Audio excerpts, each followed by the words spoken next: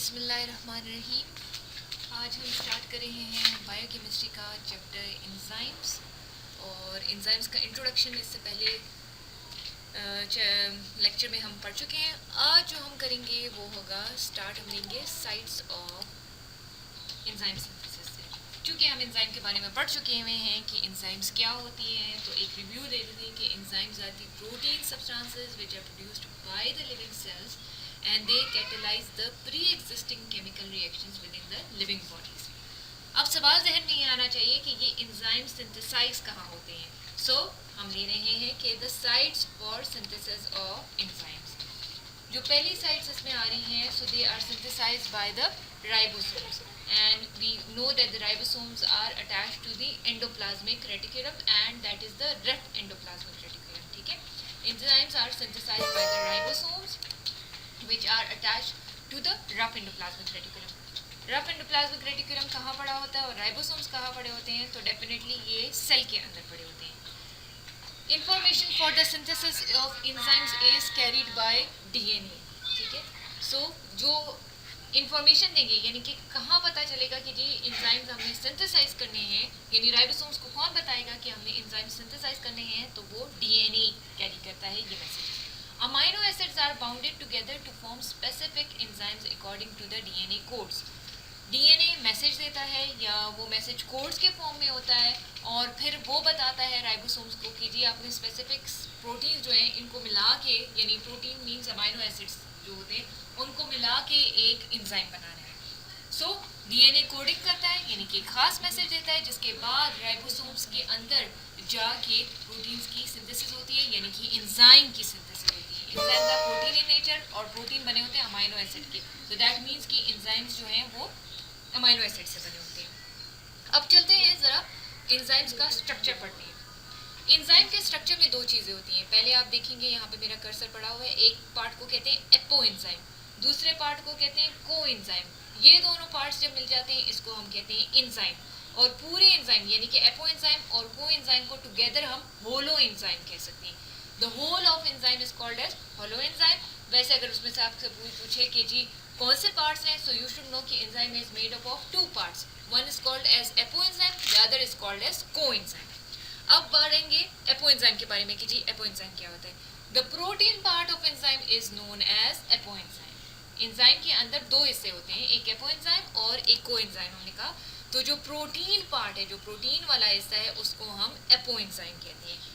अब बात आएगी जी कि को एंजाइम क्या है, तो को enzyme is the non protein part of enzyme.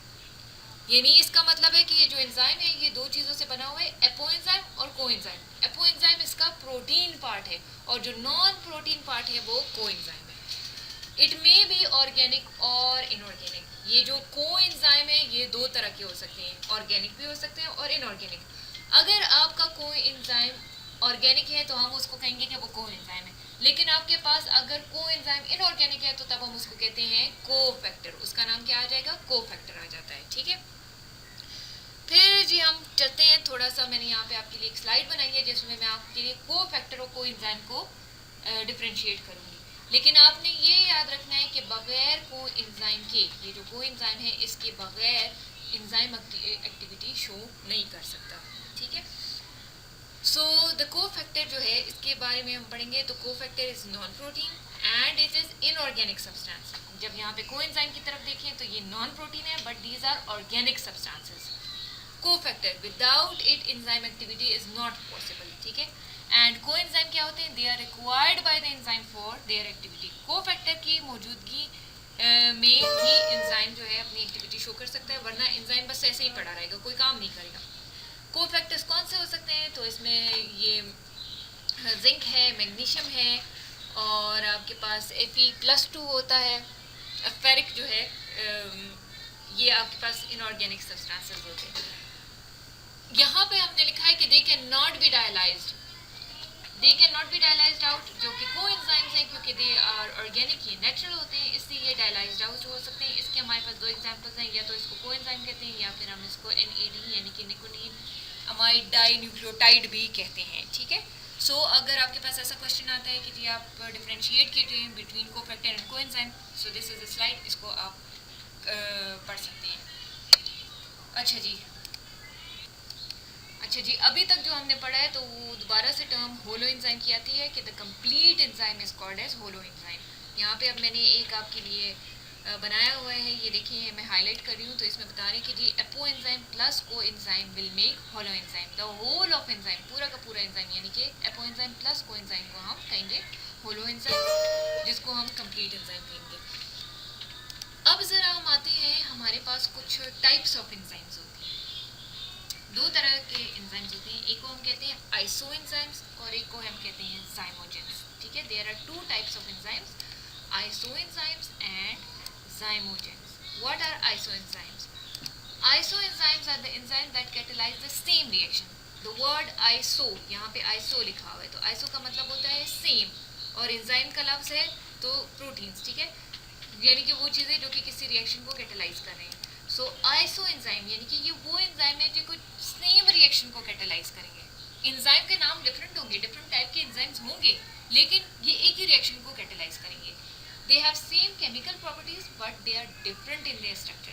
Chemical properties का मतलब है कि उसके पास कोई फंक्शनल ग्रुप डिफरेंट लगा होगा, उसका स्ट्रक्चर थोड़ा सा डिफरेंट होगा। ठीक है, लेकिन केमिकल जो प्रॉपर्टीज़ हैं यानी कि मेल्टिंग पॉइंट, बॉइलिंग पॉइंट, ये चीज़ें उसकी बिल्कुल सेम होगी। एग्जांपल्स इसमें हमारे पास आते हैं lactate dehydrogenase and alkaline phosphatase. ये दो डिफरेंट एंजाइम के नाम है, लेकिन ये सिर्फ एक ही रिएक्शन को कैटलाइज कर रहे होते हैं, इसलिए हम इनको आइसो एंजाइम्स कहते हैं। जाइमोजेंस पे चलते हैं। These are inactive form of enzymes. ये वो एंजाइम्स हैं जिसको आप कह सकते हैं कि हमारी बॉडी में पड़े हुए होते हैं लेकिन एक्टिव नहीं होती हैं, यानी कि इनको पहले आपको जगाना पड़ेगा, इनको एक्टिव करना पड़ेगा, उसके बाद ही काम करेंगे। Zymogens, these are the inactive form of enzyme, यानी कि एंजाइम्स हैं पड़े हुए हैं, लेकिन जब स्पेसिफिक सबस्ट्रेट आते हैं तो उसके बाद ये एक्टिव होते हैं, तब अपना काम करना शुरू कर देते हैं, अदरवाइज ये सोए हुए पड़े होते हैं आपके पास, इनएक्टिव फॉर्म में होते हैं। These are the proteolytic enzyme. Proteolytic का मतलब है प्रोटीन तोड़ने वाले एंजाइम्स हैं, which are secreted in the inactive form which are then converted into inactive form. यानी कि पहले ये आपके पास इनएक्टिव फॉर्म में सिक्रीट होते हैं, प्रोड्यूस होते हैं, यानी कि हमारी बॉडी इनको इनएक्टिव फॉर्म में बनाती है, ये पड़े हुए होते हैं लेकिन जब इनके पास प्रोटीन आता है तो ये उस वक्त में एक्टिवेट हो जाते हैं और फिर अपना एक्शन शो करना शुरू करते हैं। एक्शन इनका क्या होगा, यही है कि अपने रिएक्शन को स्पीड अप करते हैं। ठीक है, सो आज हमने क्या स्टडी किया, इसमें हमने स्टडी किया सबसे पहले सबसे पहले हमने इसमें स्टडी किया कि कौन सी साइड पे एंजाइम सिंथेसिस होती है, तो राइबोसोम्स है। ठीक है, फिर हमने एंजाइम का स्ट्रक्चर पढ़ा है कि ये एंजाइम के स्ट्रक्चर में दो पार्ट्स होते हैं, एक होता है प्रोटीन पार्ट जिसको हम एपो एंजाइम कहते हैं, और एक नॉन प्रोटीन पार्ट होता है जिसको हम को एंजाइम कहते हैं, और इन दोनों एपो एंजाइम और को एंजाइम को मिलाकर हम होलो एंजाइम कहते हैं। ठीक है, फिर इसके बाद हमने पढ़ा कि जी हमारे पास होलो एंजाइम क्या होता है, the whole of enzyme is called as holo enzymes. And उसके बाद हमने टाइप्स ऑफ एंजाइम्स पढ़ी है, जिसमें दो टाइप्स थे, आइसो एंजाइम्स यानी वो एंजाइम्स जो कि सेम रिएक्शन को कैटलाइज करते हैं, और जाइमोजेंस वो एंजाइम जो कि इनएक्टिव फॉर्म में हमारी बॉडी से सिक्रीट होते हैं, और जब इनके पास एक खास सबस्ट्रेट आता है तो उसके बाद ये एक्टिवेट होकर अपना काम शुरू करते हैं। सवाल अब ये आता है कि काम कैसे करते हैं, मतलब mechanism of action of enzymes. ये ई जो है ये एंजाइम के लिए, और ये जो एस है ये इंडिकेट कर रहा है सबस्ट्रेट को। सबसे पहले क्या होता है हमारे पास कि जी हमारे पास एंजाइम प्लस सबस्ट्रेट होता है, उससे हमारे पास क्या बनता है, एंजाइम सबस्ट्रेट कॉम्प्लेक्स। ठीक है, enzyme plus substrate.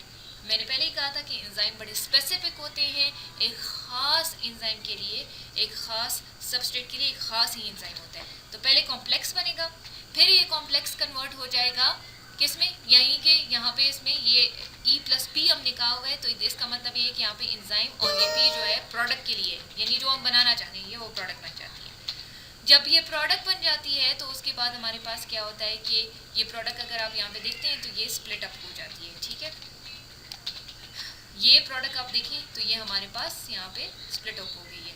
Split up का मतलब ये है कि एंजाइम हमारे पास यूज्ड अप नहीं हुआ, जो रिक्वायर्ड प्रोडक्ट था वो हमें मिल गया है, लेकिन एंजाइम हमारे पास यूज्ड अप नहीं हुआ, एंजाइम हमें इस्तेमाल नहीं हुआ, बल्कि उसी शक्ल में पड़ा हुआ है। जब यहाँ पे इसको इसी वाला सबस्ट्रेट दोबारा मिलेगा तो ये एंजाइम इसी सबस्ट्रेट के ऊपर, ये एंजाइम इसी सबस्ट्रेट के ऊपर दोबारा एक्ट करेगा और ये सर्कल बनेगा। यानी मैकेनिज्म ऑफ एक्शन क्या होता है, पहले आपके पास एंजाइम और सबस्ट्रेट मिलके एक कॉम्प्लेक्स बनेंगे, फिर उस कॉम्प्लेक्स में से एंजाइम जो है वो अलहदा हो जाएगा और उसके साथ प्रोडक्ट होगा, फिर एंड प्रोडक्ट में क्या होगा, एंजाइम और प्रोडक्ट अकेले हो जाएंगे। तो जैसे ही मैंने आपको पिछले लेक्चर में बताया था कि enzymes are very specific in nature, खास सबस्ट्रेट पे एक्ट करते हैं, they never initiate a reaction, किसी रिएक्शन को स्टार्ट नहीं करते हैं, और उसके बाद they are never used up. तो आप देखेंगे यहाँ पे यूज्ड अप नहीं हुए। यहाँ पर हमारे पास जो मैकेनिज्म ऑफ एक्शन है इसमें दो टाइप्स आती हैं, जो कि दो मॉडल्स हैं हमारे पास। सबसे पहले आता है लॉक एंड की मॉडल, ठीक है। यहाँ पे हमारे पास दो किस्म के मॉडल्स होते हैं जिसके ज़रिए से हम कहते हैं कि मैकेनिज्म ऑफ एक्शन होती है। पहला मेथड है हमारे पास लॉक एंड की मॉडल। जैसे हम कहते हैं कि लॉक मीन्स ताला और की मीन्स आपकी चाबी होती है। So this method was proposed by Emil Fischer. ये 1984 में, ये साइंसदान का नाम है एमिल फिशर, ये इन्होंने इजाद किया था, ठीक है। Lock and key hypothesis assumes that the active site of enzymes are rigid in C shape. ये जो आपके पास मॉडल है लॉक एंड की वाला, जिसमें हम कहते हैं कि हर ताले की खास चाबी होती है, तो ये यहाँ पे हमें बताते हैं कि जी एंजाइम जो होते हैं वो बड़े रिजिड मतलब बड़े सख्त होते हैं अपनी शक्ल में, आप इसकी शेप नहीं चेंज कर सकती। मतलब इसका ये हुआ कि इसका एक्टिव साइट जो होता है जिस शेप का होगा उसी शेप का सबस्ट्रेट यहाँ पे आके लगेगा। कोई और सबस्ट्रेट अगर आता है तो वो इसको एक्सेप्ट नहीं करेगा। There is no change in the active site before and after the chemical reaction.